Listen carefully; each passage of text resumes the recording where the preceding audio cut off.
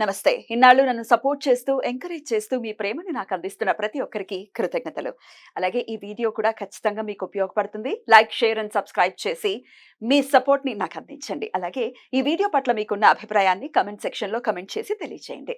ఇప్పుడు వీడియోని చూద్దాం. నమస్తే. Welcome to our channel. నేను పద్మిని. ప్రస్తుతం మనతో పాటు ప్రముఖ ఆధ్యాత్మికవేత్త, ప్రముఖ ఆస్ట్రాలజర్, న్యూమరాలజిస్ట్, జెమాలజిస్ట్ తనిష్క గారు మనతో పాటు ఉన్నారు. మాట్లాడదాం. మేడం నమస్తే. నమస్తే అమ్మా. 2025 ద్వాదశ రాశుల వాళ్ళకి ఎలా ఉండబోతోంది అనేది చాలా వివరంగా తెలియజేస్తూ ఉన్నారు. అంటే గ్రహాల మార్పు అనేది ఖచ్చితంగా ఉంది. మేలో 3 గ్రహాల మార్పు ఉంది. అవును. మార్చిలో ఒక గ్రహం మార్పు ఉంది. మేజర్ గ్రహాల మార్పు ఉంది కాబట్టి డెఫినెట్ గా బిఫోర్ ఉగాది ఒక గ్రహం మార్పు ఉంది. దాని తర్వాత కొన్ని గ్రహాల మార్పు ఉంది. మరి ఈ 2025లో ఎలా ఉండబోతోంది అనేది 8 రాశుల గురించి ఆల్రెడీ మాట్లాడేసుకున్నాం. అవునమ్మా. ఇక ఇప్పుడు ధనస్సు, మకర, కుంభ, మీన రాశుల వాళ్ళకి ఎలా ఉండబోతోంది ఒకసారి మీ ద్వారానే. ఓకే అమ్మా. ఇప్పుడు ధనుసు రాశి అనేటప్పుడు వీళ్ళకి వచ్చి ఏంటంటే శని గ్రహం వచ్చి యాక్చువల్గా ఇప్పుడు చేంజ్ అవుతుంది కదా, అది వచ్చి ఏంటంటే అసలు మీన రాశికి వెళ్తున్నాడు. అవునండి. సో అప్పుడు 4కే స్థానం. ఆ. సో ధను రాశి వాళ్ళకి అర్ధ ఆశ్రమ శనిగా ఉంటుంది, అర్ధాష్టమ శని స్టార్ట్ స్టార్ట్ కాబోతోంది. అవుతుంది. అయితే అప్పుడు ఏమైతుందంటే వీళ్ళకి అర్ధ అష్టమ శని అంటే ఏం లేదు, 4కే స్థానంలో శని ఉండడం వల్ల సుఖం ఉండదు, నిద్ర ఉండదు, ప్లస్ చిన్న వర్క్ కూడా అది ఎక్కువ హార్డ్ వర్క్ చేస్తేనే వాళ్ళకి ఫలితం ఉంటుంది. ఒక యాక్చువల్గా ఒక బిజినెస్ ప్లాన్ చేస్తారు. సో వాళ్ళకి ఆ వర్క్ అసలు 1 month లో అయ్యేది ఇంకా ఒక 3 months పడుతుంది అట్లా. అంటే వాళ్ళకి ఏమైతుందంటే Delay ఉంటుంది. డిలే ఉంటుంది. ప్లస్ అవి కాకుండా ఆ వర్క్ అంటే ఒక బిజినెస్ గురించే కానీ లేదు వేరే ఏదైనా కానీ చాలా ఎఫర్ట్ పెట్టినా కూడా ఫలితం తక్కువ ఉంటుంది. అంటే కొంచెం టైం పడుతుంది. అది కాకుండా వాళ్ళకి ఫలితం కూడా తక్కువనే ఉంటుంది. 4th హౌస్‌లో ఉన్న శని వల్ల. అంటే అర్ధాష్టమ శని. ధనుర్ రాశి వాళ్ళకి అంత ఏం మంచి ఫలితం ఇవ్వదు. సరే. అలానే మకర రాశి వాళ్ళకి శని వచ్చి అసలు 2nd హౌస్‌లోంచి వెళ్ళిపోతున్నాడు. ఇంకా అసలు ఏలినాటి శని అయిపోతోంది. అయిపోతుంది.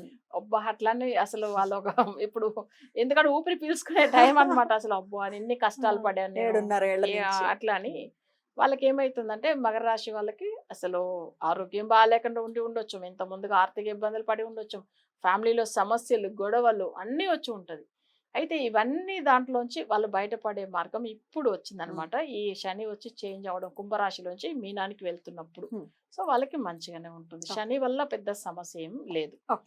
సరే. అయితే కొన్ని మందిలో అనుకోవచ్చు మకర రాశికి శని ఎందుకు చెడు రాశికి అధిపతియే రాశి కదా అధిపతే కదా అనుకోవచ్చు. కానీ సమస్యలైతే ఇచ్చింది. చాలా మంది క్లయింట్స్ మనతో మాట్లాడుతున్నప్పుడు మకర రాశి వాళ్ళ గురించి చూశాను. సమస్యలు ఎక్కువనే ఫేస్ మీరు చేశారు వాళ్ళు. చెప్తూ ఉంటారుగా వక్ర శని ఒకవేళ ఉంటే చాలా ఇబ్బంది పెడతాడు. చాలా. అట్లాంటి మాందిలో వాళ్ళకి ఇబ్బంది. అట్లా ఉండొచ్చు. ఇంకొకటి ఏంటంటే మకర రాశికి వాళ్ళకి రాశి అధిపతి అయినా కానీ శనియే కదండి. శని, శని. ఎప్పుడు వాళ్ళకి ఉన్న సమస్యలైతే వాళ్ళకు ఏలనా శనిలో కష్టాలు ఇస్తాడు, అది తప్పదు. సో ఇప్పుడు తొలగిపోతుంది. Right. సో మకర రాశికి పర్వాలేదు, మంచిగానే ఉంటుంది. Right. కుంభరాశి వాళ్ళకి కుటుంబ స్థానము, ధనస్థానం. సో ఇంకా ఏంది ఆర్థికంగాని బాగుండదు. వాళ్ళ కుటుంబం అనేటప్పుడు ఇప్పుడు జనరల్‌గా భర్త జాతకం కుంభరాశి అయితే భార్యకు మంచిది కాదు. ఒకవేళ భార్య జాతకం కుంభరాశి అయితే వాళ్ళ భర్తకు మంచిది జరగదు. అంటే అక్కడ ఏమైతుందంటే కుటుంబం అంటే ఒకటి వాళ్ళ భార్య గురించనో ఉంటుంది, లేదు భర్త గురించనో ఉంటుంది. సో వాళ్ళ రాశిని పెట్టి అక్కడ ఫలితం అనేది ఉంటుంది. ఇప్పుడు ఒకరు కుంభరాశిలో పుట్టారంటే వాళ్ళకి 2nd హౌస్‌కి వెళ్తున్నప్పుడు శని ఆర్థికంగాని చాలా ఇబ్బంది పెడతాడు. ఇంట్లో గొడవలు ఎక్కువ ఉంటుంది. ప్లస్ వాళ్ళకి ఏందంటే ఆరోగ్య సమస్యలు ఫ్యామిలీలో ఉండే వాళ్ళకి వస్తది. అట్లానే వాళ్ళ ఫ్యామిలీ గురించి ఎక్కువ ఖర్చు పెడుతూ ఉంటారు. బట్ అది ఎంత డబ్బులు వచ్చినా సరిపోదు. సో ఇది వచ్చి కుంభరాశి వాళ్ళకి ఉన్న ఈ ఏళ్ల శని గురించి ఇప్పుడు అంటే శని చేంజ్ అవ్వడం వల్ల వచ్చే సమస్యలు. రైట్. సరే. ఇప్పుడు మీన రాశి వాళ్ళకి ఏమైతుందంటే ఇక్కడ జన్మ శనిగా వచ్చేసాడు. జన్మ శని అనేటప్పుడు మేజర్ ఆరోగ్య సమస్యలు. తర్వాత వాళ్ళకి కూడా లాభం అంతగా ఉండదు. ఏ పనులు చేసినా వాళ్ళకి పెద్దగా కలిసి రావు. ప్లస్ ఇక్కడ ఏమైతుందంటే ఇక్కడ 11th 12th లాడుతా శని అవుతాడు. 11th అంటే లాభస్థానం. తర్వాత 11th అంటే వాళ్ళు ఫ్రెండ్లీగా ఉండాలి. అది కూడా గొడవలు కూడా ఉంటుంది. 12th హౌస్ వ్యయస్థానం కదా, కొన్ని మందితో గొడవలు ఎక్కువైతూ ఉంటుంది. 12th హౌస్ కూడా శని అవుతాడు కాబట్టి ఆయన జన్మ రాశికి వచ్చిన దానివల్ల. సో అప్పుడు వాళ్ళకి ఆరోగ్యం గురించి చూసుకోవాలి. సో ఇక్కడ జాతక పరంగా వాళ్ళకి ఇన్కమ్ విషయంలో వాళ్ళకి మంచిగా అంటే ప్రాఫిట్ ఉండదు. వాళ్ళు చేసే బిజినెస్ కానీ వేరే ఏ వర్క్ చేసినా కానీ. సో ఆ ఒక విషయం చూసుకోవాలి. తర్వాత వేరే వాళ్ళతో గొడవలు కొంచెం తక్కువ చేసుకోవాలి. ఓకే. అది గొడవలు కొంచెం ఎక్కువైతే అది వేరే రకంగా కూడా వెళ్ళిపోతుంది వాళ్ళకి. సో జన్మ శని వచ్చినప్పుడు కొంతమందికి అసలు ఉండడానికి ఇష్టపడరు. ఎందుకు ఉన్నాము, మనం ఎందుకు ఇవన్నీ, మనకు నేమ్ అండ్ ఫేమ్ మంచి పేరు లేకుండా వాల్యూ లేకుండా సఫర్ అవుతూ ఉంటారు. సో అక్కడ ఏమైతుందంటే అనుకోకుండా వాళ్ళు చేయన తప్పు కూడా కొన్ని సమస్యల్లో వెళ్ళి ఇరుక్కుంటారు. సో అప్పుడు ఆ విషయం కూడా మనం చూడాలి. ఎందుకంటే దానివల్ల జన్మ శని వచ్చినప్పుడు కొంతమంది చనిపోతాం అన్న ఫీలింగ్ ఎక్కువ ఉంటూ అబ్బా ఉంటుంది. సో బాబా. అది జన్మ శని, అందుకే భయపడుతూ ఉమ్, ఉంటారు. ఉమ్. అసలు లైఫ్ మీద ఇంట్రెస్ట్ ఉండదు. సో అది వచ్చి జన్మ శని ఉన్న వాళ్ళు తప్పకుండా ఇక్కడ మీన రాశి వాళ్ళు కొన్ని పూజలు ఫాలో అవుతేనే మంచిది. ఇక గురువు యొక్క మార్పు రీత్యా ఈ ధనస్సు, మకర, కుంభ, మీన రాశుల వాళ్ళకి ఎట్లాంటి రిజల్ట్స్ ఉండబోతుంది? ఓకే.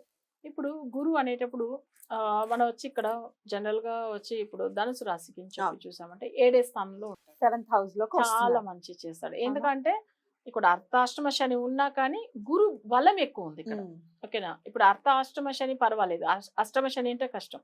బట్ ఇక్కడ అర్ధాష్టమ శని అంటే అంత పెద్ద సమస్య కాదు. కానీ గురు బలం ఉండేటప్పుడు ఆ 1 year అయితే వాళ్ళకి ఆ శని వల్ల ఉన్న దోషం తొలగిపోతుంది. right. కానీ ఈయన 2.5 years ఉంటాడు అర్ధాష్టమ శని. 1 year ఈయన ఫలితం గురువు అయితే వెళ్ళిపోతారు 1 year తర్వాత. 1 year తర్వాత అది చూసుకోవాలి. ఉమ్. ఒబ్బా నాకు ధనురాశి కదా బానే ఉంది అని చెప్పారు కదా అని కొన్ని మందులు అడుగుతారు. 1 కానీ year తర్వాత మళ్ళీ 1 year తర్వాత వెళ్తాడు, అది చూడాలి. ఉమ్. మకర రాశి వాళ్ళకి చూసామంటే ఉమ్, ఇక్కడ వచ్చి ఏలనా శని తొలగిపోతాయి. కానీ ఇక్కడ 12th థర్డ్ లార్డ్ ఎవరైతాడంటే అసలు గురువు అవుతాడు. అవునండి. ఆయన 6వ స్థానానికి వెళ్ళినా పెద్ద దోషం ఏం కాదు. ఉమ్. బట్ యావరేజ్ గా ఉంటది. ఎందుకంటే మరీ దోషంని కాదు, సమస్యని కాదు. ఉమ్. ఎందుకంటే అట్లా వెళ్ళిపోతుంది వాళ్ళకి balance. ఎందుకంటే ఇప్పుడు న్యూట్రల్ గా వెళ్ళిపోతుంది. ఇప్పుడు ఉమ్, yeah, third yeah. 12th house అనేటప్పుడు ఏమైతుంది, థర్డ్ మంచిది కాదు, 12th మంచిది కాదు. ఆయన అస్తమించి ఉండొచ్చు, మరీ కష్టాలు ఏమి ఇవ్వడు. 6th అంటే అంతే అస్తమించటమే. అంతే పర్వాలేదు వాళ్ళకి, మకర రాశి వాళ్ళకి. రైట్ రైట్ ఎల్ల శని వల్ల మంచిదా, సో ఈ గురు బలం ఇది కూడా వల్ల మంచి, పర్వాలేదు. పర్వాలేదు. రైట్. ఇక సరే, కుంభరాశి కుంభరాశి వాళ్ళకి ఏందంటే పంచమ స్థానానికి వచ్చాడు. గురువు ఆ, పంచమంలో. పంచమానికి వస్తే మంచిది. ఉమ్. ఇప్పుడు పుత్రదోషం ఉన్న వాళ్ళు పిల్లలు డిలేగా పుడతారు. సో ఉమ్. కొంతమంది ఇప్పుడు ఈ గురు బలం వల్ల మంచి జరుగుతుంది. పెళ్లి విషయం గురించి మంచిగా ఉంటుంది. ఉమ్. తర్వాత వచ్చి ఏంటంటే పిల్లలకి పెళ్లి చేయాలని అనుకునే వాళ్ళు కూడా, ఒకవేళ కుంభరాశిలో ఉండే వాళ్ళు వాళ్ళ పిల్లలకి పెళ్లి చేయాలని అనుకునే వాళ్ళు కూడా మంచి జరుగుతాయి.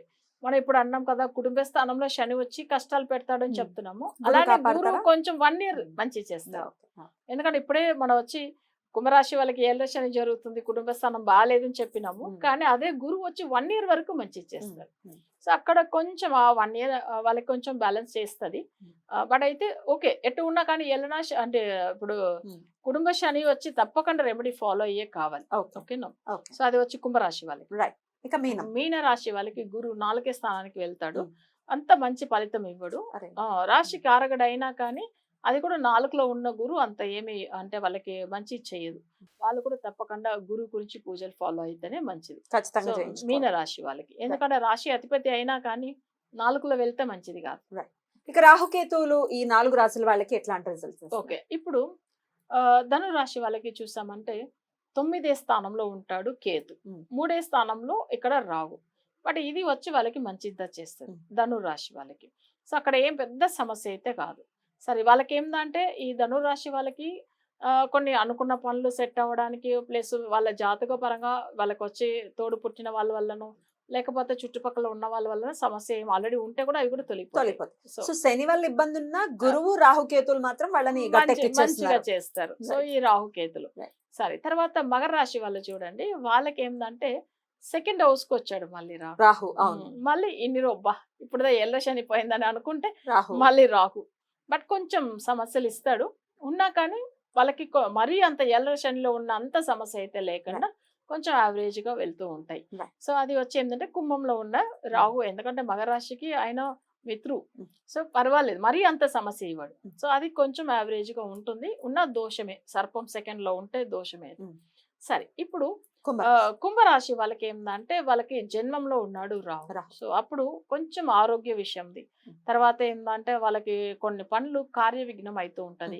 ఒక బిజినెస్ చేస్తున్నారు, వాళ్ళు పార్ట్నర్షిప్ లో చేస్తున్నప్పుడు పార్ట్నర్ వల్ల సమస్యలు. సో ఇవన్నీ కూడా వస్తుంది. సో అదంతా కుంభరాశి వాళ్ళు కొంచెం ఆలోచన చేసి కొత్తగా బిజినెస్ పెట్టాలని, ఒకవేళ మా ఫ్రెండ్ క్లోజ్ ఫ్రెండే కాదని చెప్పి వాళ్ళకి ఏమైనా డబ్బులు ఇవ్వడము, ఇలాంటి విషయాలు కూడా చేయకూడదు. ఎందుకంటే వాళ్ళ బిజినెస్ పార్ట్నర్ అయినా లేదు తెలిసిన ఫ్రెండ్ సర్కిల్ వల్ల అయినా కానీ వాళ్ళకి సమస్యలే వస్తుంది కుంభరాశి వాళ్ళకి. సో ఇక్కడ ఇంకొకటి ఏంటంటే వీళ్ళు వచ్చి చాలా మందిలో ఏంటంటే షేర్స్ లో ఇన్వెస్ట్ చేస్తారు. అది కూడా చూసి ఆలోచన చేసిదే చేయాలి వీళ్ళు. సరే, ఇప్పుడు మీన రాశి వాళ్ళకి ఈ రాహు కేతులు ఎలా ఉంటుందంటే ఇక్కడ 12లో ఉంటాడు రాహు, అక్కడ 6లో వచ్చి కేతు. సో వీళ్ళకి కూడా మంచిదే జరుగుతుంది. రాహు కేతుల వల్ల పెద్ద దోషం అయితే కాదు. సో వీళ్ళకి ఏంటంటే మీనరాశి వాళ్ళకి అసలు కుంభంలో ఉన్న రాహు కానీ సింహంలో ఉన్న కేతు కానీ మంచిదా చేస్తుంది. మంచి ఫలితాలే ఉంటాయి. ఒకంత ఈ 4 రాసుల వాళ్ళకి మిశ్రమ ఫలితాలు ఉండబోతున్నాయి అవును. అనేది అర్థమవుతోంది ఈ అవును గోచార గ్రహస్థితి రీత్యా. అవును సో మరి ఒకవేళ డెఫినెట్ గా ఈ ఇయర్ అంతా బాగుండాలి అనుకుంటే గ్రహాలకి సంబంధించి వశీకరణ పూజలు అనేవి చేయించుకుంటే అవును వాళ్ళ వాళ్ళ జాతకాలను అనుసరించి చేయించుకుంటే కనుక డెఫినెట్ గా ఒక పీస్ఫుల్ లైఫ్ ని లీడ్ చేయొచ్చు అని తప్పకుండా రైట్ అండి. అట్లా చేయించుకోవాలి అనుకుంటే పరిహారాలు కస్టమైజ్డ్ గా చేయించుకోవాలి అనేది ఎప్పుడూ చెప్తూనే ఉంటారు. ఏదో మామూలుగా చేయించేసి ఇది చేసేసుకోండి అది చేసేసుకోండి అని చెప్పడం ఇట్ ఈస్ ఈజీ. కానీ వక్రించిన గ్రహాలు ఉండి ఒకవేళ వాటికి మీరు రెమెడీలు చేస్తూ ఉంటే అవి అడ్వర్స్ రిజల్ట్స్ ఇస్తాయని మేడం ఎప్పుడూ చెప్తూ ఉంటారు. కాబట్టి సో మనకి ఒకసారి జాతక పరిశీలన మస్ట్ అని చెప్తున్నారు కాబట్టి ఒకసారి జాతక పరిశీలన చేయించుకునే ప్రయత్నం చేయండి. మేడంని కాంటాక్ట్ చేయండి. ఇక ద్వాదశ రాశులు అన్ని రాశుల గురించి మీరు చెప్పారు. వృషభ తులా రాశిని మినహాయిస్తే మిగతా రాశులు అన్నిటికీ కూడా ఒకంత ఇబ్బందికరమైనటువంటి మిశ్రమ ఫలితాలు 25వ సంవత్సరం చాలా పీస్ఫుల్ గా ప్రతి ఒక్కరికి వెళ్ళాలని మనస్ఫూర్తిగా కోరుకుంటూ చాలా చక్కగా వివరించారండి. కృతజ్ఞతలు. నమస్కారం. నమస్కారం